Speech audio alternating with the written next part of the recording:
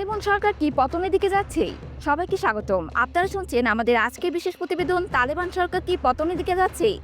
আমি যারা ইসলাম নিয়ে এসেছি আফগানিস্তানের বর্তমান রাজনৈতিক পরিস্থিতির একটি বিশ্লেষণ। 2021 সালে তালেবান পুনরায় আফগানিস্তানের ক্ষমতা গ্রহণ করে। তারা প্রতিশ্রুতি দিয়েছিল একটি কার্যকর সরকার পরিচালনার, কিন্তু বাস্তবতা বলেছে ভিন্ন কথা। আন্তর্জাতিক নিষেধাজ্ঞা, অর্থনৈতিক সংকট, কন্ট্রপ্রতিনীতি এবং নিজেদের ভেতরে বিভাজনের ফলে তালেবান সরকার ক্রমশই দুর্বল হয়ে পড়েছে। তালেবানের অভ্যন্তরীণ সংকট, বিশেষজ্ঞদের মতে তালেবানের সবচেয়ে বড় চ্যালেঞ্জের বাইরের কোনো শক্তি নয়, বরং নিজেদের অভ্যন্তরীণ দ্বন্দ্ব। তালেবানের নেতৃত্ব এখন বিভক্ত হয়ে পড়েছে। মুল্লা হাইবায়তুল্লাহ আখুন্দজাদা সরকারের আরও একটি কেন্দ্রীয়করণ করেছেন, যার ফলে অন্যান্য উপদলগুলোর মধ্যে অসন্তোষ বাড়ছে। মুল্লা ইয়াকুব ও মুল্লা বারাদারদের মতো নেতারা নিজেদের শক্তিশালী বলয় গড়ে তুলেছেন, ফলে ক্ষমতার দ্বন্দ্ব আরও তীব্র হচ্ছে।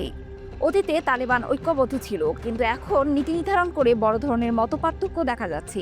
এর প্রভাব তালেবান শাসনের স্থায়িত্ব এখন প্রশ্নবিদ্ধ।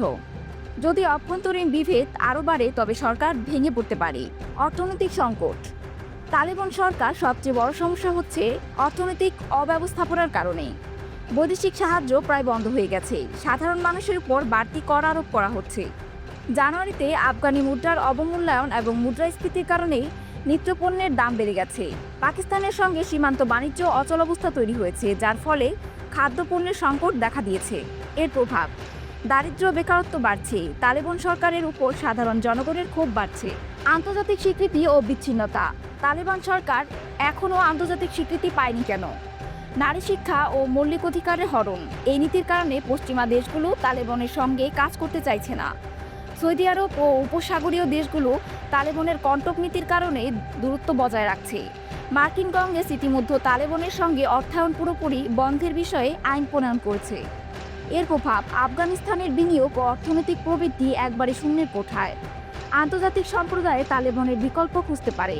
নতুন চ্যালেঞ্জ ও ইসলামিক স্টেটের উত্থান, একের পর এক হামলা চালিয়ে তালেবানের প্রতিদ্বন্দ্বী ইসলামিক স্টেট খোরাসান আইএসকে প্রভাব বিস্তার করেছে।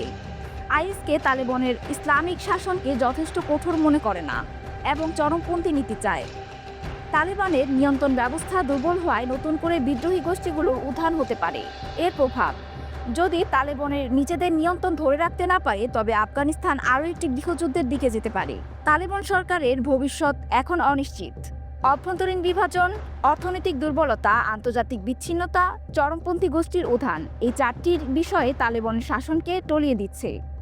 এখন প্রশ্ন হলো, তালেবান কি সংকট সামলাতে পারবে, নাকি আরও একটি ইতিহাসের পুনরাবৃত্তি ঘটবে? এটাই ছিল আমাদের আজকের বিশেষ প্রতিবেদন। আমাদের সঙ্গেই থাকুন। সবাইকে ঈদের শুভেচ্ছা।